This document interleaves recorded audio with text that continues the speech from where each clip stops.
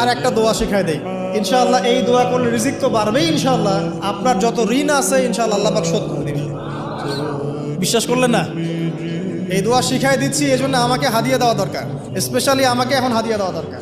গুরুত্বপূর্ণ দোয়া শিখাই দিচ্ছি। আলী রাদিয়াল্লাহু আনহু বলেছেন, কোনো ব্যক্তির যদি পাহাড়ের সমানও ঋণ থাকে, এই দোয়া যদি আমল করে আল্লাহ পাক ওই ঋণও শোধ করে দিবেন ইনশাআল্লাহ। দোয়াটা হচ্ছে আল্লাহুম্মা ইকফিনি বিহালালিকা আন হারামিকা ওয়া আগনিনি বিফদলিকা আম্মান সিওয়াকা।